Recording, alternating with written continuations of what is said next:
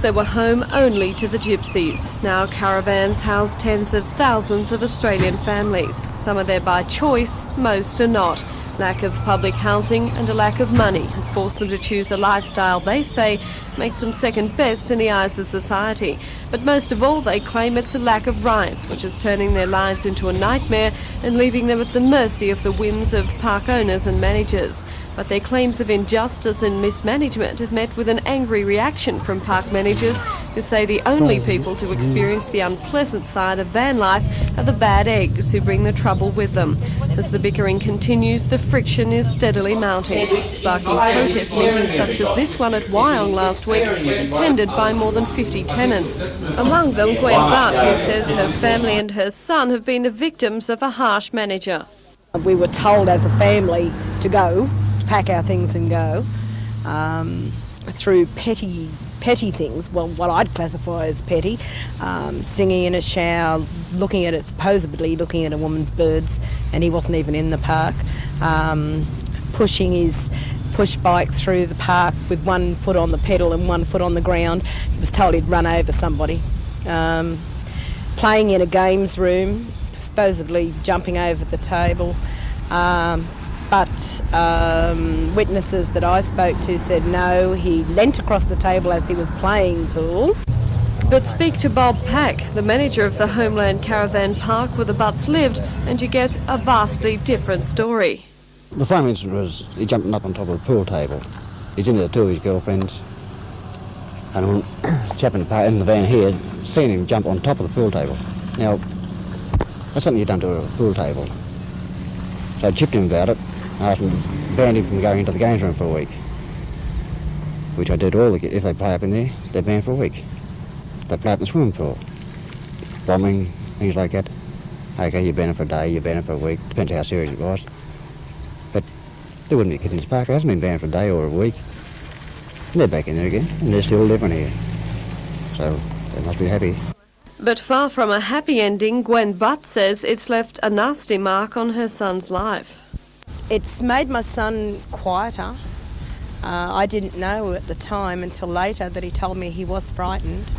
We took our cameras through Homeland Park in a bid to see just how deep the problem went. What we found was people generally happy with their environment.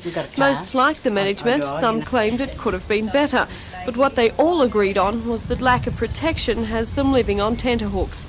All claimed that fear of eviction out of the blue was at the back of their minds. Certainly that fear was never more evident than when our cameras arrived at the Wyong meeting. These chairs had been filled with residents who left the room rather than be seen as troublemakers by park managers and placed their home lives in jeopardy. Yvonne Barry was one of the ones who stayed, simply because she says she thinks it's time tenants stood up for their rights. The Barrys are relatively new to park life, but she says already some of the initial excitement is beginning to give way to frustration. We were not told of any rules, regulations or conditions until we were in about a month. I think before we were given a book of rules, and when the book of rules came out, it was all this business of $3.50 per person per night to stay in your own home, $1,000 to be given to them if you want to sell your house on site. They have to then approve of the people that you sell your house to. If they don't approve, well, it's just too bad, they can't move in there. Is it frustrating? That is very annoying, and I think it's degrading to us because we are human beings, and that's not, to me, that's not being treated as a human being. That's being treated as an object, not as a human being.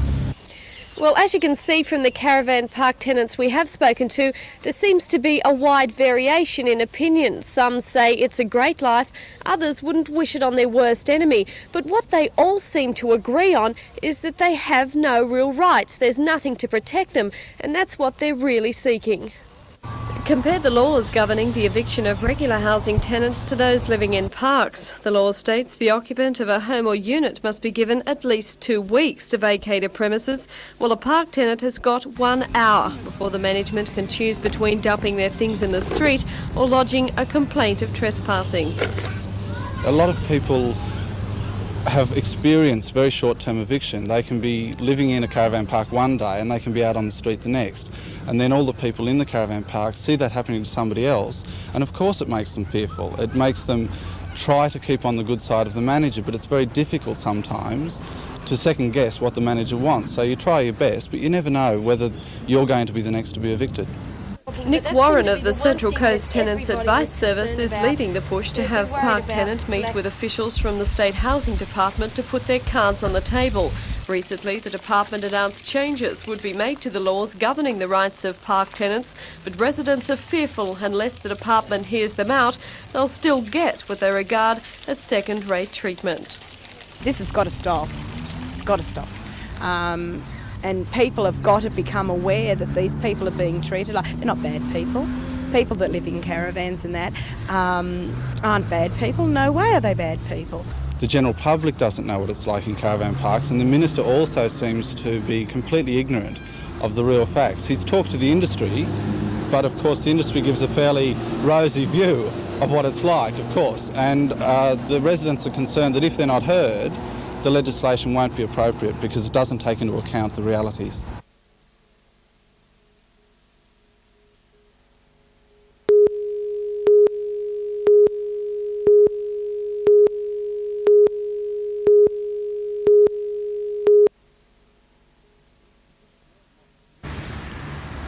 Since Lloyd Moffat's lease expired in August last year, the Pavilion has fallen into disrepair. Council called for tenders to redevelop the site. The only reply came from Newcastle builders Moylan and Sharp, who proposed a $5 million complex under a 40-year lease. But Council tonight formally rejected that proposal and recommended demolition of the present building. The Council has its own plans for a much smaller development for the site, which would include a 100-seat restaurant, but no discotheque, and a strict closing time of 1 in the morning. During demolition, temporary public amenities and first aid rooms will be provided. And in a reversal of its previous stand, Council tonight decided to display its idle collection of military vehicles. That collection was originally purchased at a cost of $500,000 from a private dealer on the Central Coast back in November 1984. It was intended the vehicles form part of the display in Newcastle's Regional Museum. But with the sacking of Council in 1984, that decision was later rejected on the grounds that the Regional Museum should house displays representing the local area only. Well, with the Regional Museum facing severe financial problems, it's now been decided to deploy the military vehicles following their popularity at the Bicentennial exhibition.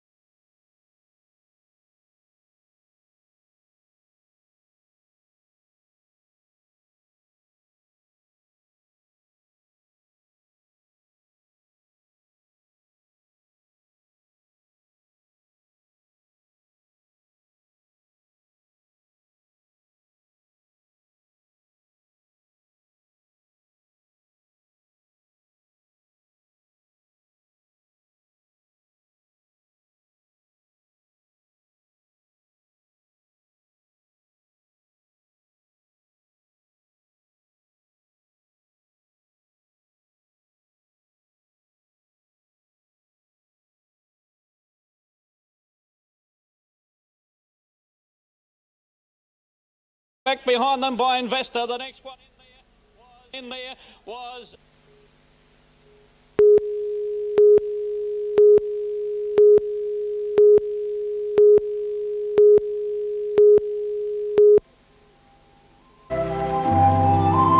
Years ago, he was a junior policeman starting a career on the beat. She was a secretary with an insurance company.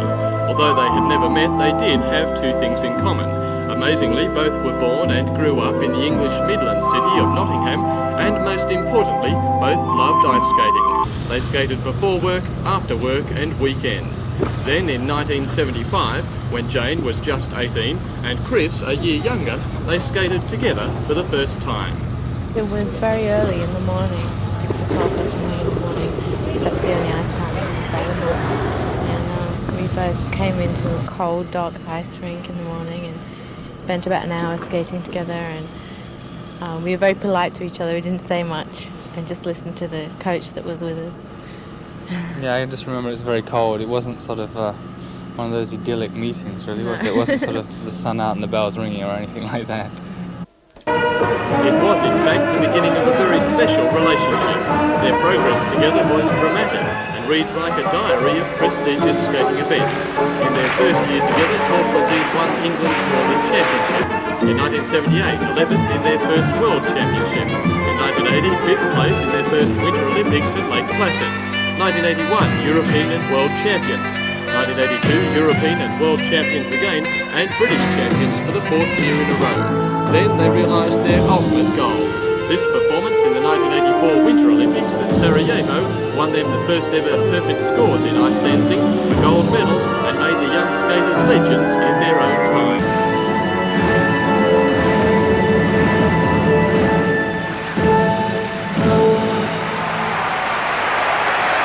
The judges, looking first for originality and difficulty, recognised their supremacy by giving them 8 5.9s in this section.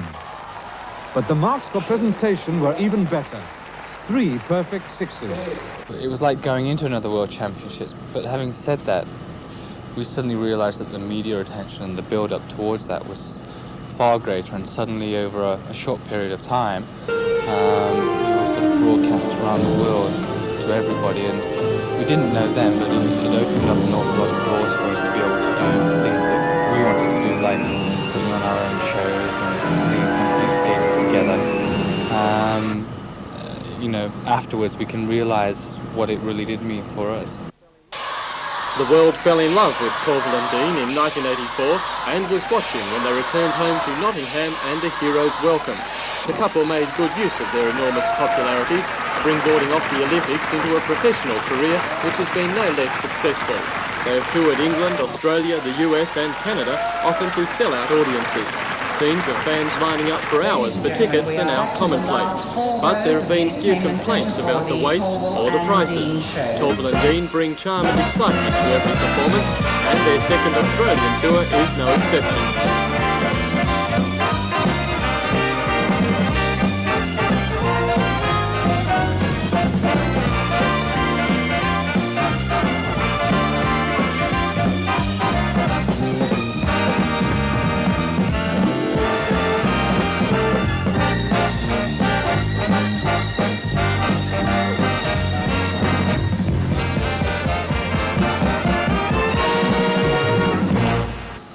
Torvill and Dean have spent so much of their lives on ice that it seems only natural to talk to them out there. So, here goes.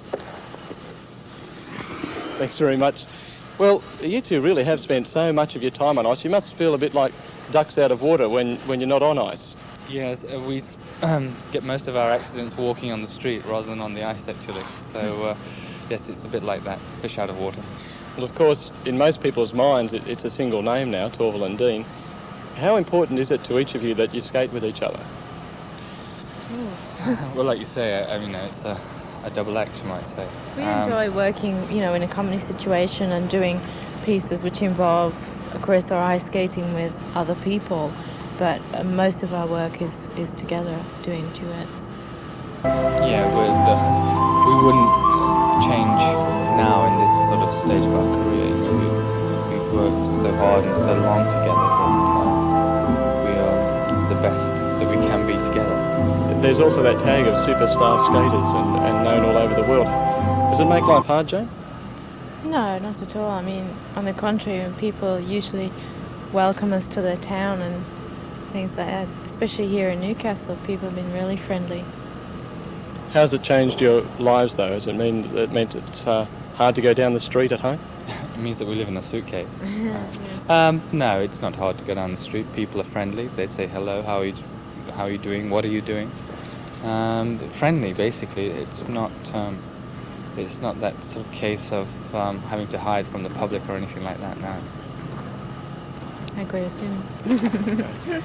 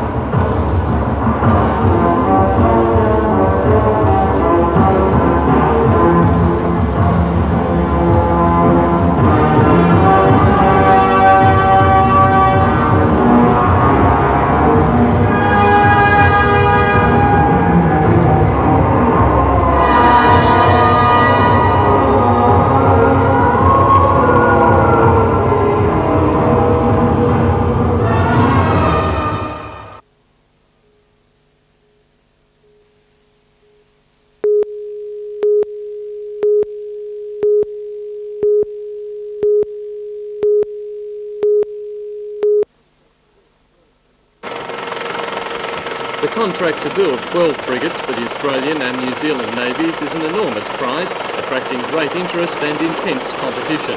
From around 8 starters, the field of potential builders has narrowed to just 2, the Victorian AMEC Consortium and the New South Wales Australian Warship Systems. AMEC, the Australian Marine Engineering Corporation, is based at Williamstown Dockyard. Its members are Eglo Engineering, iCal Limited and other engineering firm, Australian Shipbuilding Industries and construction company Transfield. AWS is a consortium of TNT, AWA, Carrington Slipways, McConnell Dowell of New Zealand and Royal Shelter, a shipbuilding firm linked to the Dutch Navy. The enormous cost of tendering alone has restricted the field to these two. Both will spend around $15 million trying to convince the federal government of their case, but the potential reward is worth the outlay. Well, potentially it's the most significant single improvement in our manufacturing base that there's been in living memory. The two consortia are offering very different frigate designs. The AMEC group has opted for a German Mako-class frigate, while the New South Wales Consortium has decided on a Dutch-designed ship. Until now, the frigate battle has been almost a phony war, fought with models and videotape. The design being offered for the Anzac ship contract best meets the requirements of the Royal Australian Navy and Royal New Zealand Navy within their constraints of price and delivery dates. The AWS multi-purpose design is a logical extension of the close design cooperation between the Royal Netherlands Navy and Royal Shelter. It represents the state-of-the-art in frigate design and will provide the Anzac navies with a highly reliable, value-for-money light patrol frigate, not only in construction stages. In a real frigate. The Dutch Navy is supplying expertise and the design for the consortium, and it was therefore no coincidence that they chose to send 3 frigates to Sydney for the bicentennial naval salute. After the parades and displays, the real business of showing off began.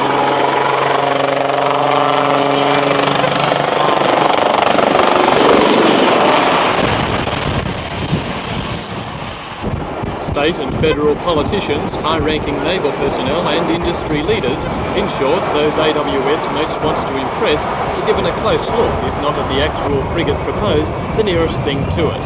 AWS has chosen the next generation ship to these. The first of those is still on the production line and due to be commissioned next year. While the new frigate will be very similar to its predecessor in hull and superstructure shape, it will contain some differences under the steel. These standard or S-class frigates are powered by 2 sets of gas turbines, giving them remarkable performance characteristics. Top speed is around 32 knots. The new frigate, called M-class, will have 2 gas turbines for performance, but these will be complemented by 2 diesels, which are far more economical to run at lower speeds. The new frigates will also be equipped with updated weapons, communications and battle systems. Frigates serve as fast combat vessels, generally employed to protect other high-value ships, such as supply vessels or troop carriers. They must be capable of deterring attacks both from the air and sea. The new Dutch frigate will carry a helicopter, which can be equipped with anti-submarine weapons or used to locate submarines by trailing a sonar in the ocean. Landing a helicopter on a tiny tilting platform is no easy task, so the Dutch frigate will also be fitted with sophisticated stabilising technology, a computer linking the rudders and propellers and varying them as needed.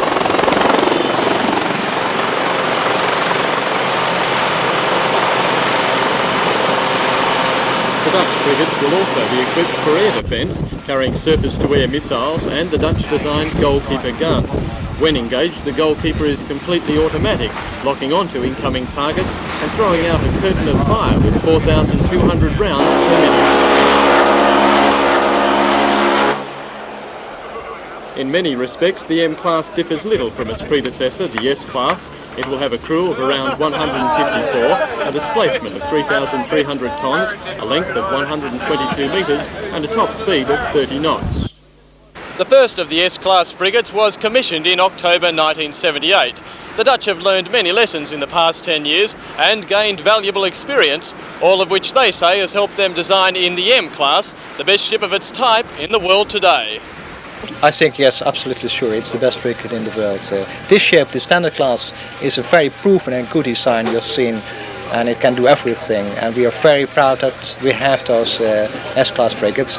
And the M-Class frigate is an even bit better designed than the S-Class frigates, with all the experience of the S-Class frigates are incorporated in the new design. So we're very looking forward to have the M-Class frigates into service in a couple of years. Well, if the Dutch frigates are chosen, it'll obviously be good for your country. Today you set out to impress people, did you not? We did, yeah, impress people. We did show you some capabilities of the ship. And if you are impressed, I'm lucky.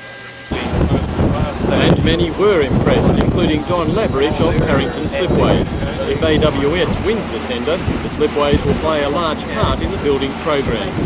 We're very impressed with the M frigate as being a very buildable ship. The Dutch are good ship builders, and this today has only helped prove what I've already known from my previous visits.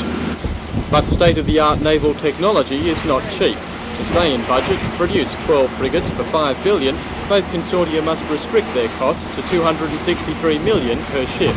Even so, AWS says the frigate it is offering is years ahead of the German-designed frigate being tendered by the AMEC Consortium. It says the first German Mako frigate was designed in 1969, and AWS says its modular-style construction is now outdated. It is not an argument the Consortium has to push very hard, at least not in New South Wales. There seems to be no doubt at all that the Navy itself, all the people who've got an expert and objective view, say that the Dutch design, which is the design that the Newcastle Consortium is proposing, is the better design, and that's a very strong place from which to start.